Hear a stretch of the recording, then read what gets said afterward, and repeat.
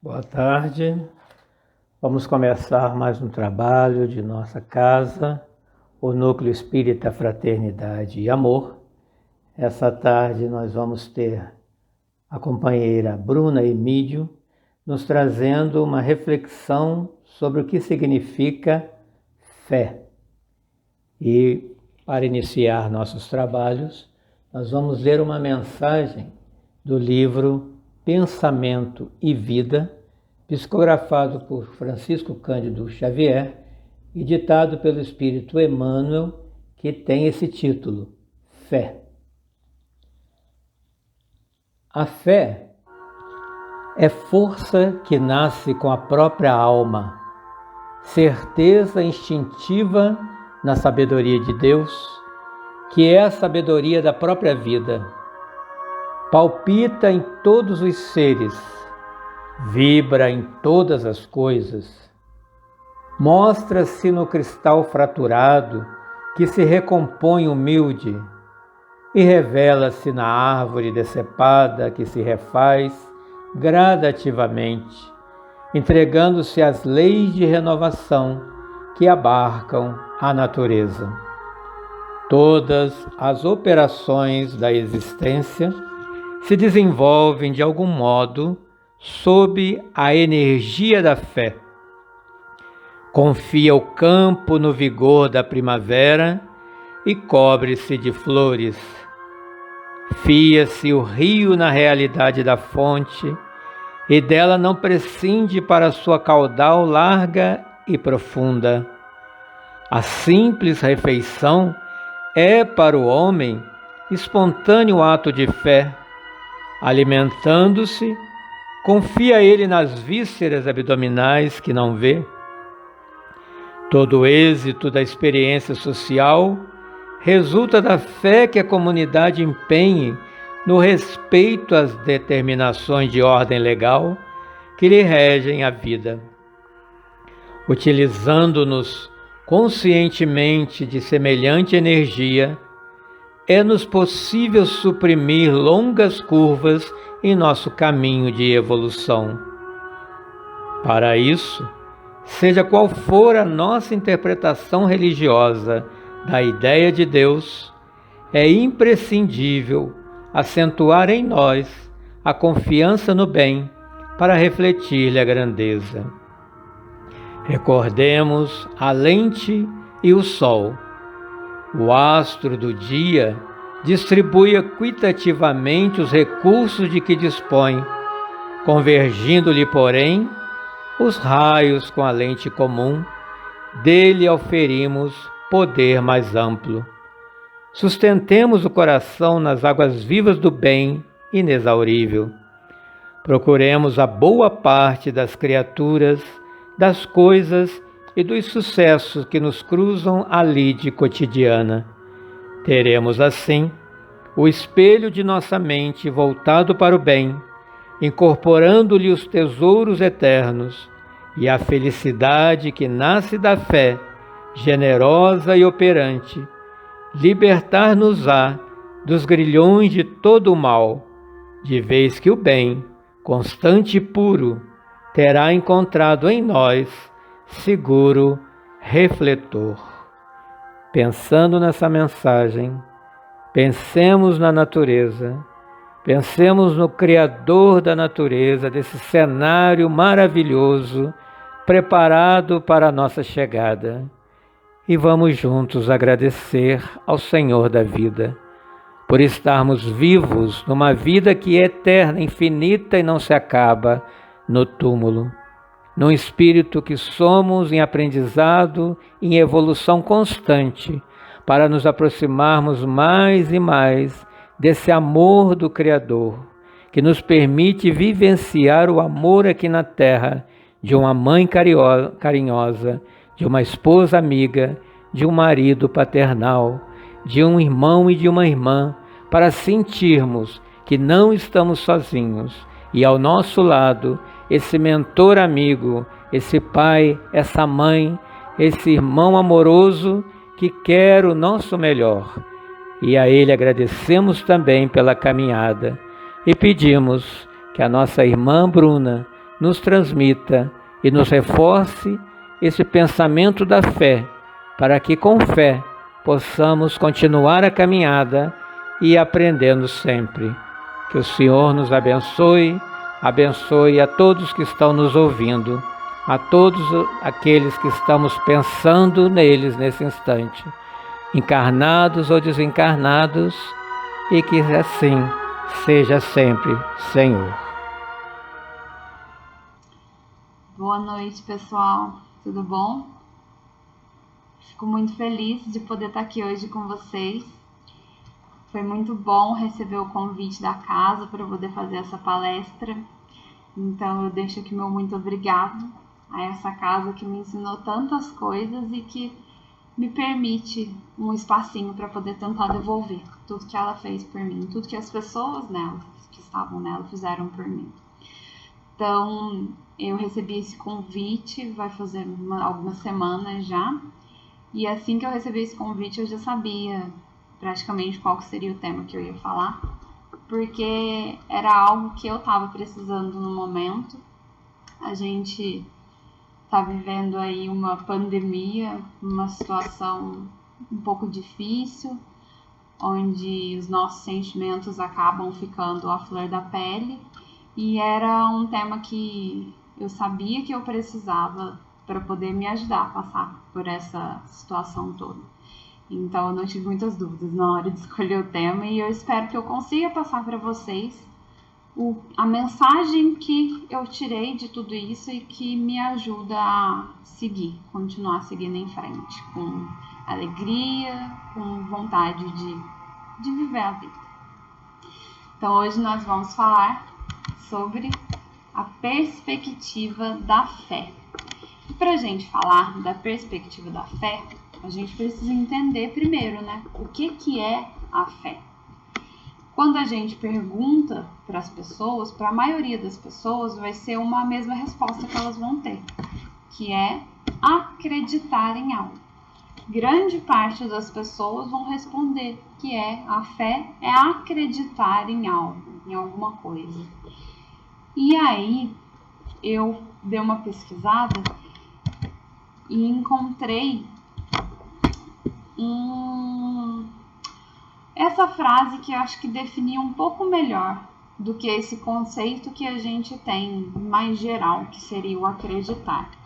No livro Consolador, Emmanuel traz pra gente: conseguir a fé é alcançar a possibilidade de não mais dizer eu creio, mas afirmar eu sei, com todos os valores da razão tocados pela luz do sentimento. Então olha só, Emmanuel, ele traz para a gente um conceito mais amplo, um conceito mais bem trabalhado do que seria essa fé. Ela seria ir além do acreditar, passar disso, conseguir transcender o apenas acreditar e afirmar eu sei, que quer dizer que você ter a certeza. É um passo adiante da crença, né? Ter a certeza. Vamos pensar num exemplo para ficar mais fácil da gente entender. Imaginem alguém que tem ansiedade. Essa pessoa que tem ansiedade, ela tem dificuldades para dormir e num certo dia, de noite, ou já de madrugada, ela escuta alguns barulhos na casa. Barulhos normais, que toda casa faz barulho. Todo mundo sabe que de madrugada é a hora que o cano faz barulho, o vizinho bate a porta e parece que é dentro da sua casa. Mas uma pessoa com ansiedade, por mais que ela saiba, que a razão dela saiba que a casa dela é segura, não tem como alguém entrar sem o cachorro. Ela tem um cachorro. Não tem como alguém entrar sem o cachorro latir até perder a voz. Então ela saberia que tem alguém entrando dentro da casa dela e o cachorro está em silêncio, tá só o barulho. Então ela sabe que provavelmente ninguém entrou, que a chance de alguém ter entrado é mínima. A razão dela fala isso para ela, mas mesmo a razão falando isso para ela, o sentimento dela não é de tranquilidade.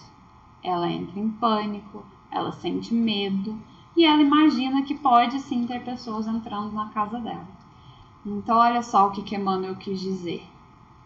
A razão, ela precisa trabalhar junto com o sentimento para que essa fé aconteça de verdade, para que ela não seja só um eu creio, eu acredito que ninguém está entrando na minha casa, para que ela seja um eu confio, eu sei que ninguém está entrando na minha casa.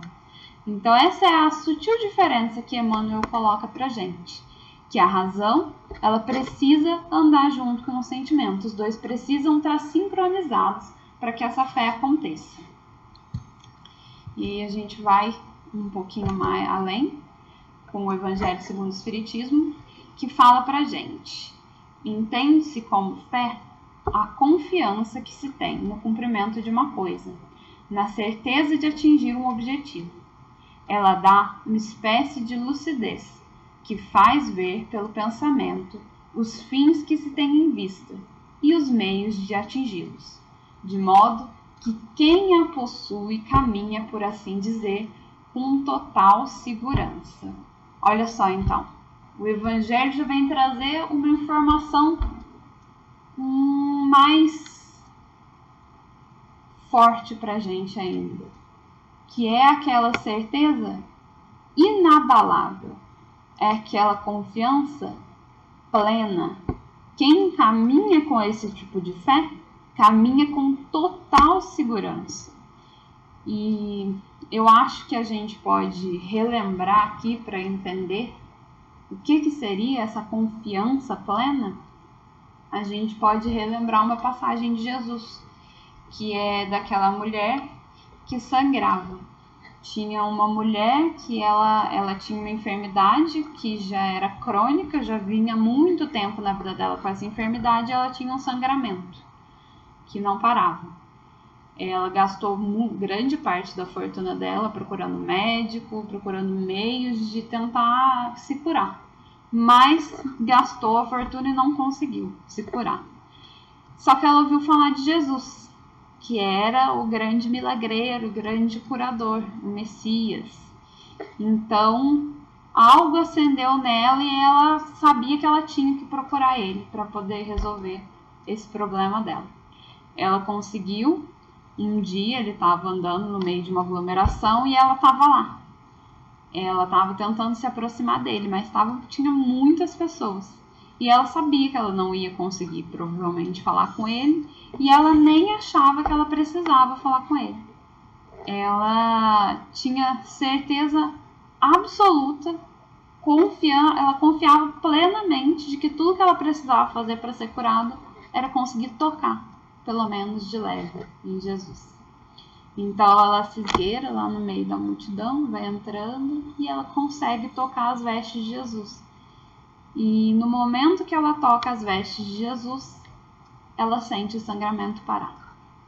Só que Jesus também sente que alguma coisa aconteceu. Foi um toque totalmente diferente de todos os outros toques que ele estava recebendo na aglomeração. Você imagina, você está no meio de uma aglomeração, tem um do lado, outro do outro, na frente, tem todo mundo de todos os lados pode tocar nas suas vestes, pode tocar no seu ombro, pode tocar no seu cabelo, e provavelmente era o que estava acontecendo com ele. Mas esse toque foi o único que fez ele sentir algo de diferente. Ele sentiu que uma virtude dele, está escrito no texto, uma virtude dele tinha ido embora. E aí ele vira para trás, porque provavelmente não devia estar esperando, e pergunta: quem tocou minhas vestes? Os discípulos ficam um pouco: como assim? Tá cheio de gente, quem tocou sua veste? Mas ele vai e pergunta de novo: quem tocou minhas vestes? Quem foi? E a mulher ainda estava lá. Ela se aproxima dele e conta para ele o que aconteceu. Então ele olha para ela depois que ela narra o ocorrido e fala: filha, a tua fé te salvou. Então olha só, que legal esse exemplo que Jesus viveu para mostrar pra gente o que é a fé. Ela tinha certeza absoluta, ela confiava sem nenhuma sombra de dúvida de que ela só precisava tocar a veste de Jesus, que o que ela queria, que era a cura, ia realizar. Olha que bonito, não é? Bom, e como que a gente conquista essa fé? Como que a gente consegue essa fé que parece tão inalcançável um pouquinho? O Evangelho segundo o Espiritismo também traz algumas respostas para a gente nesse sentido. A fé não se prescreve, nem, o que é ainda mais certo, se impõe. Então, olha só, a fé não pode ser imposta. Não é algo que eu posso obrigar a outra pessoa a pensar como eu, a acreditar como eu, a ter a mesma certeza que eu tenho. Do mesmo jeito que ninguém pode me obrigar a ter a certeza que ele tem, ou a ter qualquer tipo de certeza, até a certeza que eu quero ter da fé. Sou eu, apenas eu, que vou conseguir isso, e o outro é apenas ele que vai conseguir alcançar essa conquista da fé. Não, ela se adquire, e ninguém há que esteja impedido de possuí-la, mesmo entre os mais refratários.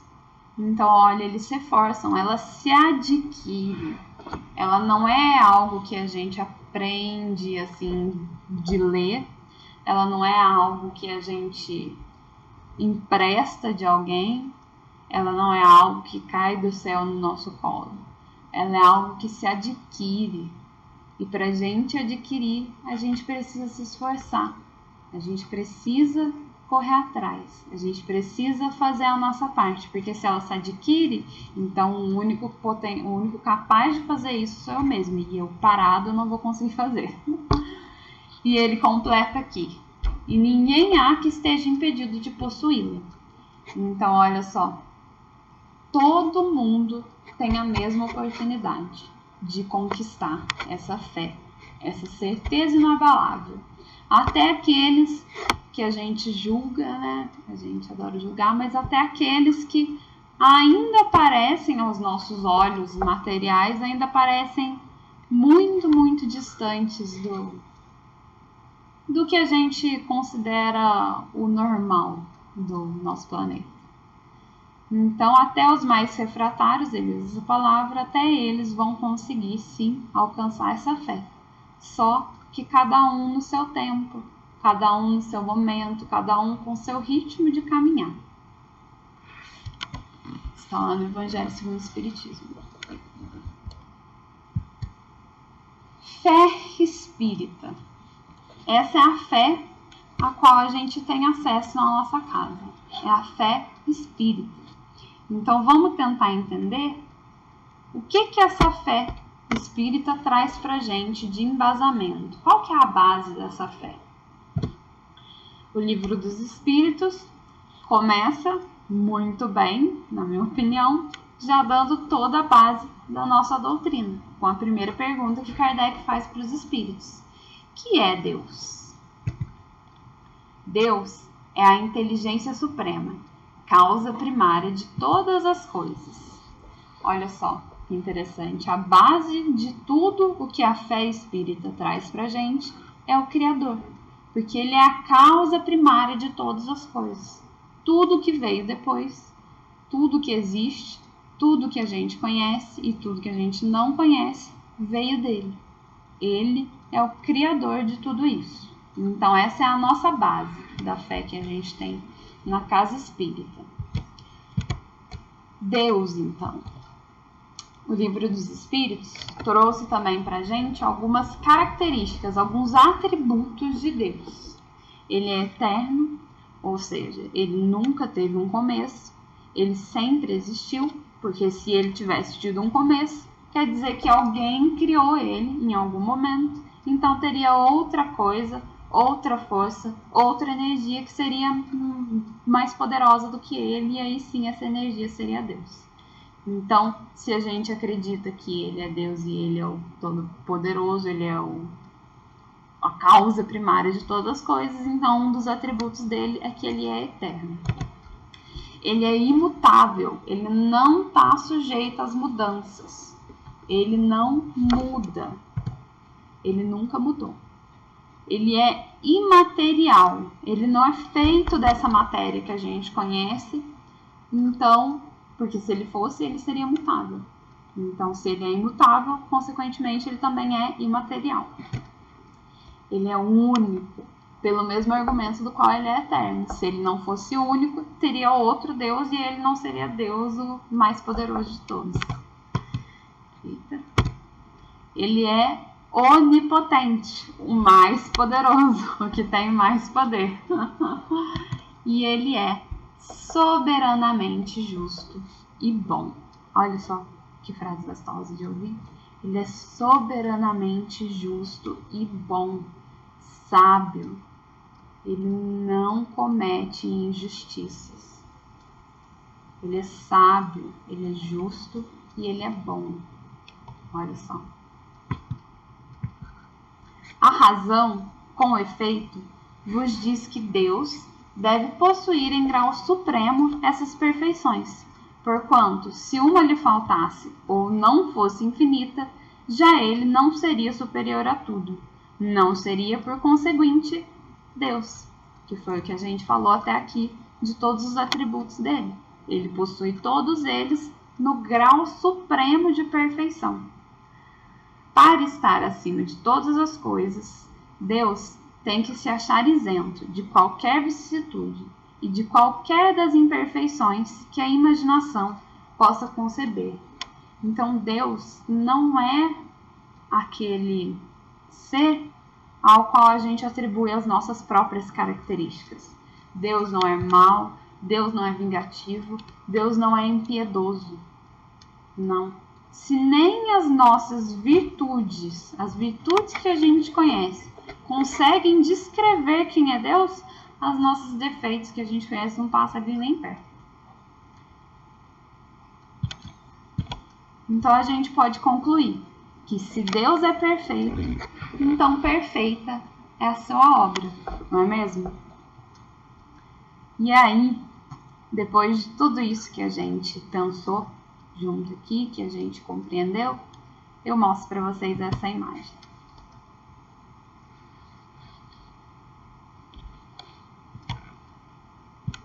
Será?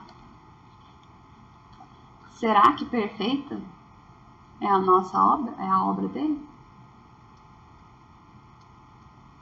Quando a gente olha ao nosso redor, o que a gente vê? A gente vê o mal reinando? A gente vê tristeza? A gente vê ódio? A gente vê rivalidade? A gente vê uma briga constante? A gente vê falta de empatia? A gente sabe, sim, que existem as coisas boas. Existem muitas coisas boas, na verdade, acontecendo por aí. Mas as coisas ruins, elas parecem que elas têm um poder de chamar a nossa atenção, prender a nossa atenção. Isso acontece porque elas mexem com o sentimento da gente. Todo mundo quer ver o mundo melhor. Todo mundo quer que o mundo evolua, quer ver a transição planetária acontecendo, não quer? Todo mundo quer. Então, quando a gente vê tanta coisa ruim acontecendo, é natural que a gente se sinta assim. Mas a gente se sente assim porque a gente acredita que o mundo melhor é do nosso jeito. É do jeito que eu imagino que é o mundo melhor. Para mim, o mundo melhor é quando todas as pessoas estiverem felizes, sem brigar uma com a outra, entendendo os pontos de vista contrários, quando reinar a felicidade. Para mim, isso é um mundo melhor.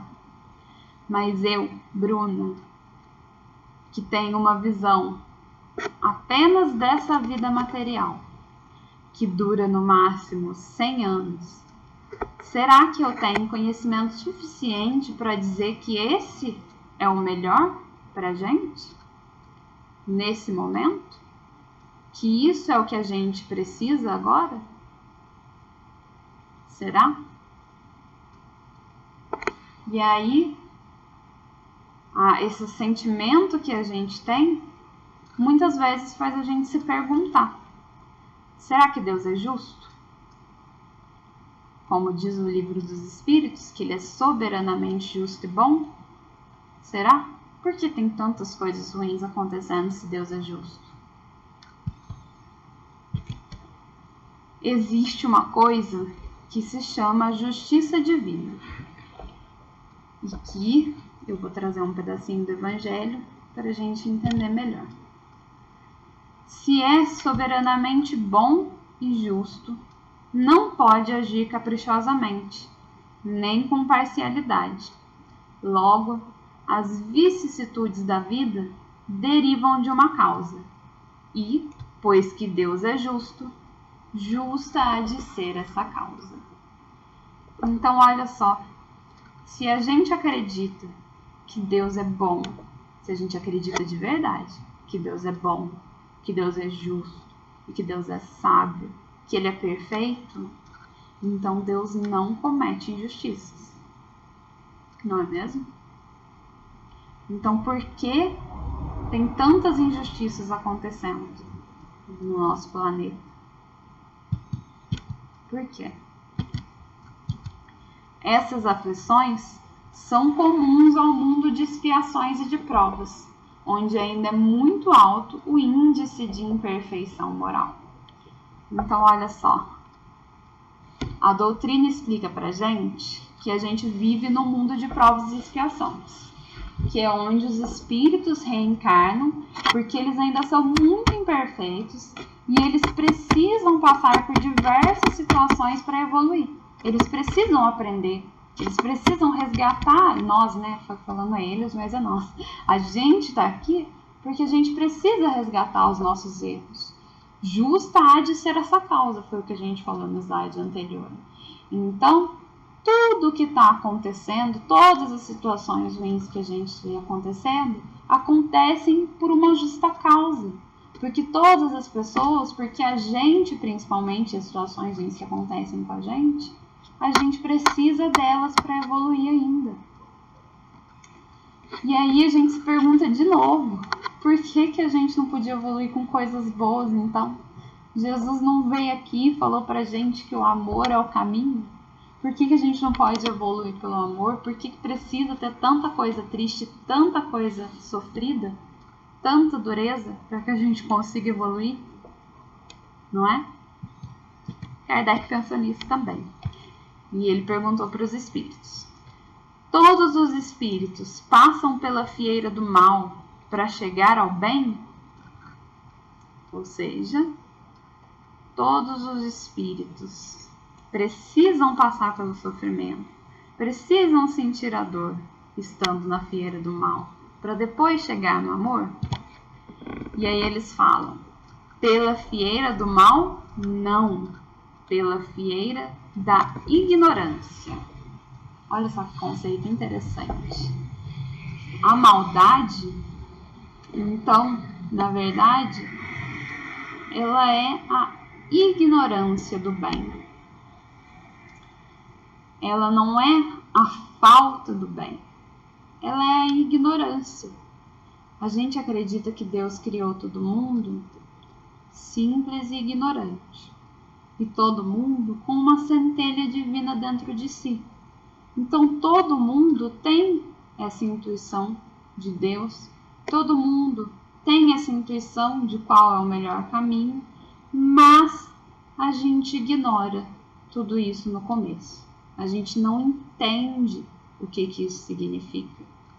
E aí a gente escuta às vezes as pessoas falarem, que esse conceito pode ser um pouco difícil de entender, mas a gente escuta às vezes as pessoas falarem: ah, mas ele sabe o que é o certo. Ele teve alguém que ensinou para ele qual que era o certo, qual que era o caminho do bem, e ele não segue porque ele é ruim mesmo. Ele não quis, ele sabe, não ignora o bem não, ele sabe que o bem existe. Mas eu acho que o que os espíritos falaram pra gente dessa ignorância, o sentido de ignorância é um pouquinho diferente de saber. Eu acho que seria algo mais como vivenciar. Vamos pensar numa criança. Uma criança escuta da mãe, do pai, de todos os parentes que puderem falar para a criança que não pode pôr o dedo no fogo. que não pode colocar o dedo na tomada, porque vai queimar e que vai dar choque. Então, ela, tecnicamente, ela sabe, ela escuta sempre. Ela faz até aquela brincadeirinha, né? Dodói? Põe o dedinho e puxa. Põe o dedinho e puxa. Dodói? Ela sabe, tecnicamente ela sabe, ela já ouviu e sabe. Só que provavelmente essa criança vai colocar uma hora o dedo no fogo ou o dedo na tomada. Por quê?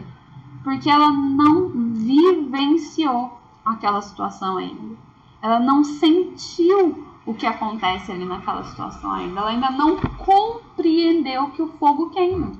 Que a tomada dá choque, que o choque dói, machuca, é ruim. Ela não compreendeu isso ainda.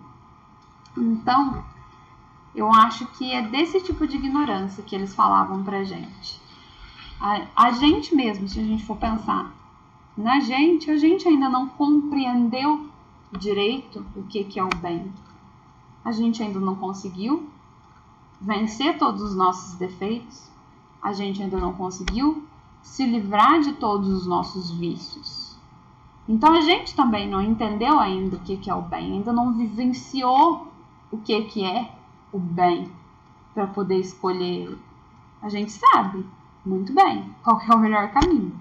Eu sei que comer doces exageradamente provavelmente vai me dar muitos problemas futuros, mas é muito difícil escolher.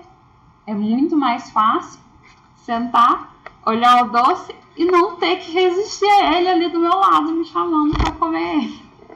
Então a gente ainda não compreendeu direito qual é o caminho certo, apesar de saber qual é o caminho certo. Deu para entender? Eu espero que sim, que eu não tenha complicado muito. Mas basicamente acho que foi isso que os espíritos quiseram trazer pra gente com essa resposta. E aí, Kardec perguntou ainda para os espíritos: por que a Deus permitido que os espíritos possam tomar o caminho do mal? E aí os espíritos ficaram um pouquinho indignados, nervosos e responderam: como ousais pedir a Deus a contas de seus atos? Supondes poder penetrar-lhes os desígnios? Podeis, todavia, dizer o seguinte: a sabedoria de Deus está na liberdade de escolher que ele deixa para cada um, porquanto, assim, cada um tem o mérito da sua obra. Olha só, cada um tem o mérito da sua obra. Então Deus proporcionou pra gente, deu pra gente de presente o livre-arbítrio, para que a gente pudesse fazer dele o que a gente quisesse. Então, ele me permitiu escolher se eu vou fazer o que eu preciso ou não. Se eu vou escolher o caminho que eu sei que é certo ou não, porque o outro é mais fácil, porque o outro é mais cômodo, porque o outro não dói tanto quanto às vezes é escolher o caminho certo. Ele deu isso para mim, de presente, para que eu escolhesse, para que eu pudesse ir no meu ritmo. Então, olha só, Deus, com toda a sua inteligência suprema, deu esse presente pra gente. Sendo Deus soberanamente bom e justo, não haveria de permitir que fôssemos excruciados, salvo por uma boa razão ou uma causa justa. Assim sofremos é porque, por ignorância ou rebeldia, ficamos em débito com a lei, seja nesta ou em anteriores encarnações. Então, olha só, tanto sofrimento é porque a gente mesmo atrai ele pra gente. É porque a gente mesmo ainda não consegue evoluir pelo amor. A gente pode. Olha só quantas pessoas, quantos exemplos a gente tem que conseguir evoluir pelo amor. Francisco de Assis, Chico Xavier, Madre Teresa de Calcutá. Diversos exemplos a gente teve de pessoas que conseguiram evoluir pelo amor. Então, isso é algo que é possível, mas a gente ainda não consegue. Ainda está um pouco além das nossas habilidades. Então, a gente acaba atraindo, pelas nossas escolhas, as partes mais difíceis da vida. as dificuldades, as tristezas e todos os obstáculos que a gente vê por aí. E tudo isso é resultado de uma lei perfeita que foi criada por um ser perfeito. É tudo muito lógico, não é? E aí a gente fica então se perguntando, depois de entender tudo isso, como exercer a fé espírita? Qual deve ser o nosso posicionamento diante de todo esse conhecimento que a fé espírita dá pra gente? Como que a gente se posiciona depois de saber de tudo isso? Depois de entender tudo isso? A minha fé me dá a certeza de que é justo tudo o que acontece na sociedade em geral. Então eu devo ficar apenas observando? Será que esse é o caminho? Será que é sentar, assistir, porque cada um tem a dificuldade que merece? Eu lido com a minha dificuldade porque é a que eu mereço, é a que eu preciso passar, e o outro lida com a dificuldade dele porque é a que ele merece, é a que ele precisa passar. Será que é assim que a gente se porta? Será que é assim que a gente se posiciona com essa fé? Como exercer essa fé? A doutrina e os espíritos trouxeram para a gente a resposta também. Guia e modelo. Na pergunta 625, Kardec questiona: qual o tipo mais perfeito que Deus tem oferecido ao homem para lhe servir de guia e modelo? Jesus. Uma palavra só. Jesus. E todo um significado tão grande, mas tão grande que a gente mesmo ainda não tem ideia dessa grandiosidade. Guia e modelo. Jesus veio e mostrou o caminho para a gente. Meus irmãos, que aproveita se alguém disser que tem fé e não tiver as obras? Porventura, a fé pode salvá-lo? Assim também a fé, se não tiver as obras, é morta em si mesma. Olha só que interessante o caminho que ele mostrou pra gente. A fé, ela precisa levar a gente a agir. A fé é movimento. Parada, ela não serve de nada. Ela é só mais algo que eu acredito. Olha só, voltando lá.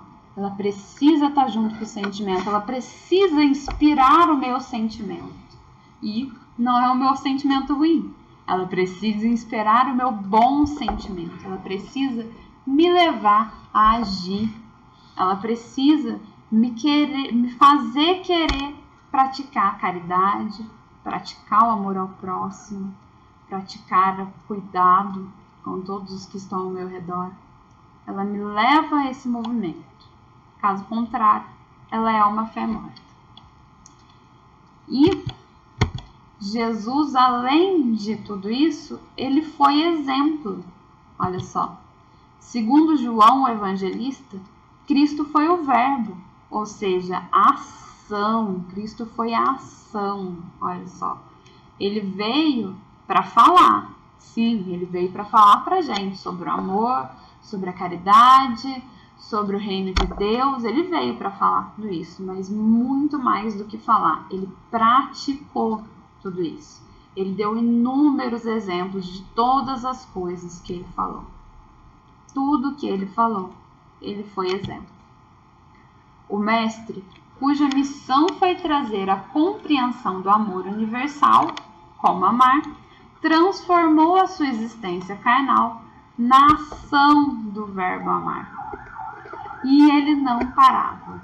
Ele estava sempre ali, sempre aqui, sempre trabalhando, sempre exemplificando pra gente. A vida inteira dele foi um exemplo. E ele sempre falava, né? Meu pai trabalha até agora e eu trabalho também.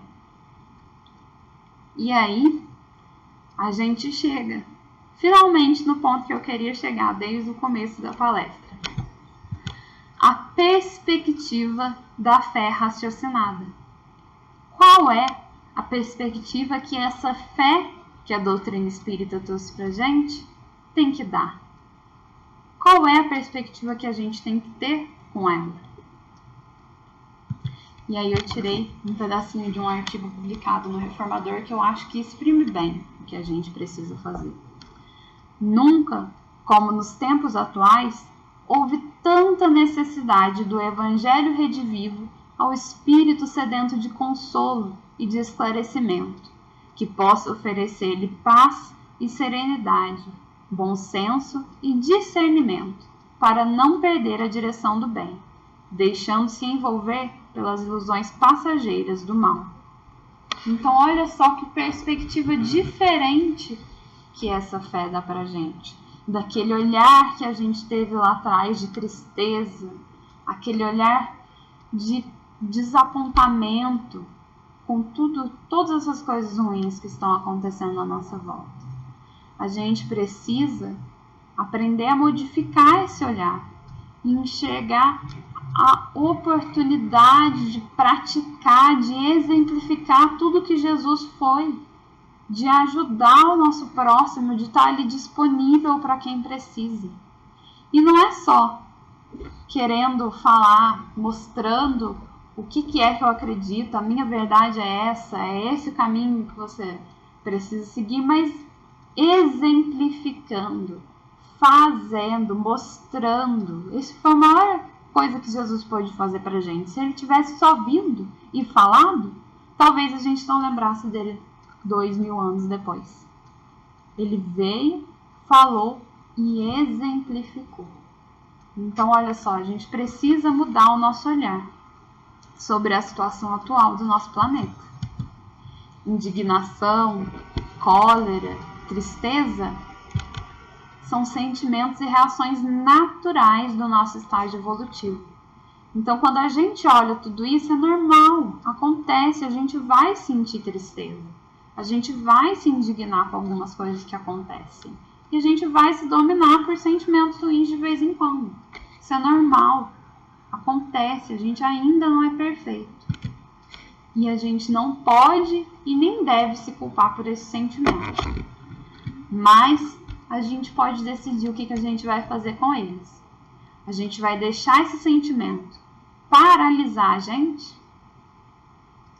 Vai deixar que ele entre aqui dentro e que não permita que a gente faça nada, que a gente enxergue nada além dele? Ou a gente vai senti-lo e quando perceber que ele talvez não esteja levando a gente para frente, a gente vai tomar uma atitude e vai tentar mudar essa percepção. Vai tentar olhar por outro ângulo. Vai tentar achar uma saída desse ciclo, desse sentimento ruim. A gente pode. A gente pode decidir. A escolha está nas nossas mãos. A gente não tem o livre-arbítrio. É difícil? É muito, muito difícil. Mas a gente precisa. Então, como exercer essa fé? A gente precisa confiar mais que o melhor está sendo feito. Não só para o planeta, não só para o país, mas para mim, para minha família e para todos aqueles que eu conheço. E eu não posso deixar de fazer a minha parte. Eu tenho que continuar fazendo a minha parte. Não é só sentar, olhar, confiar que todo mundo está recebendo o que precisa, todo mundo está passando pela situação que precisa, mas eu posso fazer algo diante disso. Eu posso amar, eu posso ajudar, eu posso aliviar. E fazer sempre o bem que está ao nosso alcance. É assim que a gente consegue exercer essa fé que a doutrina espírita nos dá. Aqui eu trouxe algumas coisas pontuais que eu sei que a gente consegue fazer de vez em quando, que é para exercer essa fé verdadeiramente. A gente pode trabalhar o ver, a gente pode trabalhar a nossa visão. Qual que é a perspectiva que eu estou olhando o mundo ao meu redor?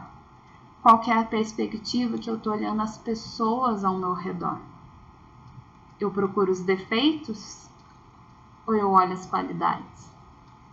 Eu procuro os atrasos ou eu olho o avanço que já aconteceu ali? Qual que é a lente que eu estou escolhendo usar para olhar tudo que está ao meu redor? A gente precisa trabalhar a nossa visão. A gente precisa trabalhar o ouvir. Será que eu estou realmente escutando o meu próximo? Será que eu sei realmente o que ele quer e o que ele precisa? Ou será que eu assumi o que eu acho que ele quer e estou fazendo para ele o que eu acho que ele quer? Então a gente também precisa trabalhar o nosso ouvir. E não só voltado para o próximo, mas ouvir a gente também, ouvir a si mesmo. O que é que você quer de verdade? O que é que você precisa de verdade? Você está fazendo isso? Você está buscando isso? Você está se ouvindo de verdade? Esclarecer. Sempre que possível e sempre que isso for bem-vindo, a gente pode sim esclarecer. A gente pode tirar dúvidas, a gente pode conversar e trocar uma ideia com as pessoas sobre a nossa fé, sobre aquilo que a gente acredita. Mas a gente precisa evitar aquelas discussões que todo mundo está exaltado, porque ali ninguém está aberto a ouvir o outro lado. Ninguém quer entender a opinião da outra pessoa. Ali é mais uma questão de ataque e de egos. Então, dali não vai sair nada produtivo. Você pode falar, vai entrar para um ouvido e vai sair pelo outro.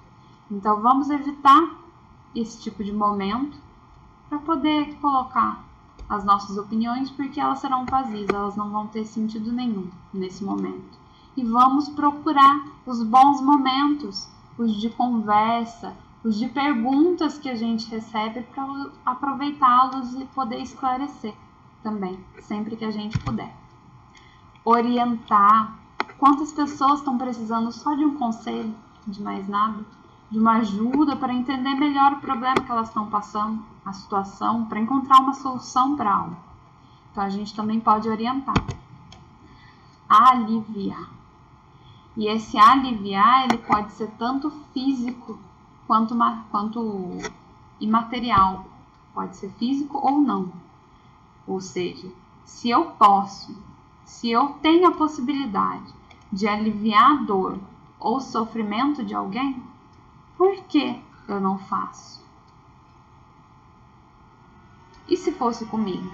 E se fosse eu nessa situação, que estivesse passando por essa dificuldade ou por esse sofrimento? Quão bom seria ter alguém para vir tentar aliviar a minha dor, para me ajudar, para me apoiar, para consolar, para estar ali do meu lado. Então, que a gente possa fazer pelo outro. Isso é muito importante. E, acima de tudo, amar, como Jesus veio nos ensinar. A gente sempre pode amar. Então, é uma lista pequena, né? 6 coisas, parecem fáceis, mas eu sei que pode ser difícil fazer cada uma delas.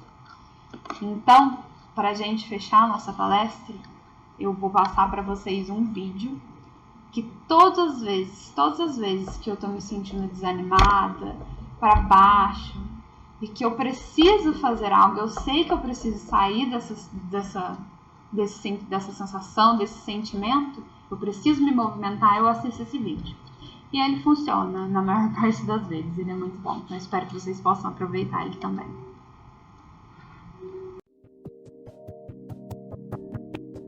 Bom dia, amigos, bom dia! É a Rádio do Alto na sua sintonia, trazendo paz e paciência para você que nos dá audiência. E para você que acordou legal, o nosso Bom Dia Especial! Ah, não acredito, tô atrasada de novo. Putz, eu não escutei o despertador tocando. Chegando no pedaço, invadindo seu espaço, pra entrar na sua sintonia e acabar com o seu dia. Pra você que acordou mal, bem-vindo à Rádio Umbral! Tchau! Tchau, amor, tô indo, tá? Peraí, mas não vai sentar pra tomar café comigo? Ai, eu tô super atrasada. Ah, amor, poxa, mas eu só vou te ver de noite. Já tá atrasada mesmo, senta um pouquinho. Lembrando, ouvinte querido, que cada minuto é pra ser vivido e não jogado pra trás. Ele não volta mais. Tá bom. Aproveite bem cada momento. Invista em quem você ama, o seu tempo. Bom dia, telespectadores. Eu queria dar um bom dia pra vocês, mas eu não posso. Mais um assassinato sangrento nas ruas da cidade. E temos imagens feitas por populares. Bota na tela, Romildo! Violência, fofoca, desgraça. A TV tem muita bagaça, mas vai dizer que não é legal acordar de manhã e já ver alguém se dando mal. Bom dia. Bom dia. Já tá lindo hoje, né? Tá lindo mesmo. Dê uma olhada ao seu redor. O mundo funcionando como ele só. Nos trinques, lindo, perfeito. Pronto pra te fazer tomar jeito. Já prepararam um palco maneiro pro espetáculo do seu dia inteiro. E o corre-corre do dia a dia acaba com a sua harmonia. Sai da frente que atrás vem gente. Foi a roça, perdeu a carroça. Farinha pouca, meu pirão primeiro. E o tempo é dinheiro. Você espera 5 minutinhos pra pedir pro primeiro paciente entrar? Olha, remédio bom pra loucura é uma boa leitura. Palavras que elevam, edificantes, transformam tudo num instante.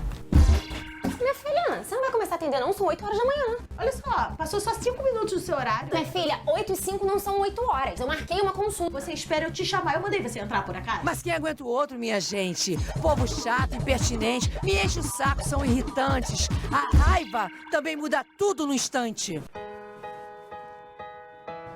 Mas ao final do dia, depois de tanta correria, viva! Missão cumprida! Mais um dia da sua vida, mais um degrau na sua escada, um passo a mais na jornada. Mas que nada, só um pouco mais estressada. E assim caminha destrambelhada, até que acorda desencarnada. E não leva nada, só a lembrança de cada hora. Mais uma vida jogada fora, na lata de lixo da sua história. Se tá parecendo que não valeu a pena, que a vida toda é só problema, que a dificuldade é extrema e a dor não é pequena, para tudo. Presta atenção. Você anda sintonizado mais em qual estação?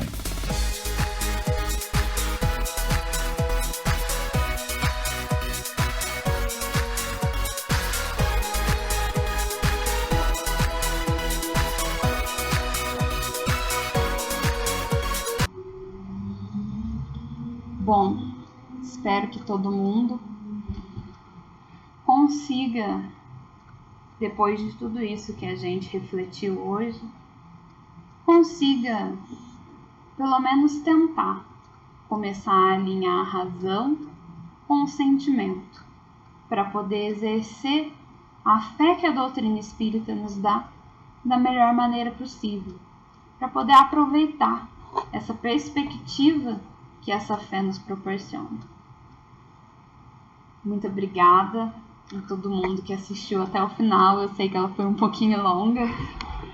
Vamos fazer a nossa prece então? Quem puder, relaxar o seu corpo, respirar profundamente,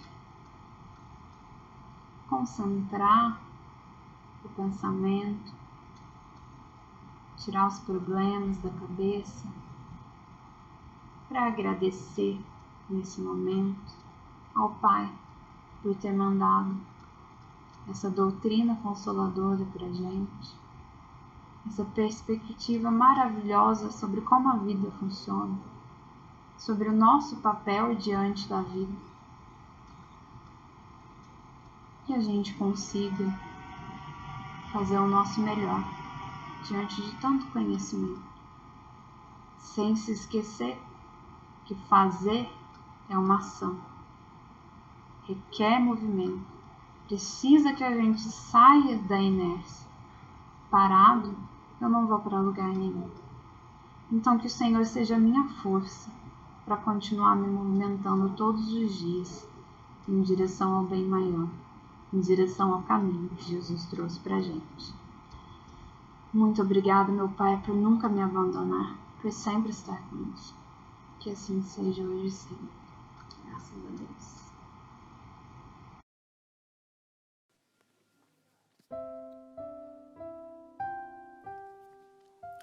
Um centro espírita é uma escola onde podemos aprender e ensinar, plantar o bem e recolher-lhe as graças, aprimorar-nos e aperfeiçoar os outros na senda eterna.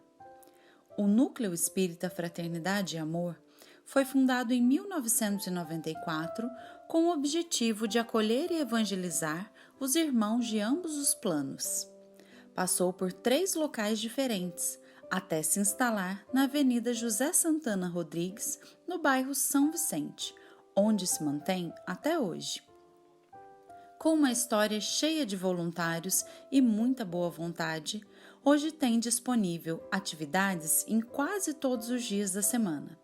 Na segunda-feira, às 20 horas, acontece uma palestra pública, voltada aos mais diversos temas do Espiritismo e do Evangelho de Jesus. Na terça-feira, às 19 horas, um grupo faz estudo das obras de André Luiz, psicografadas por Francisco Cândido Xavier.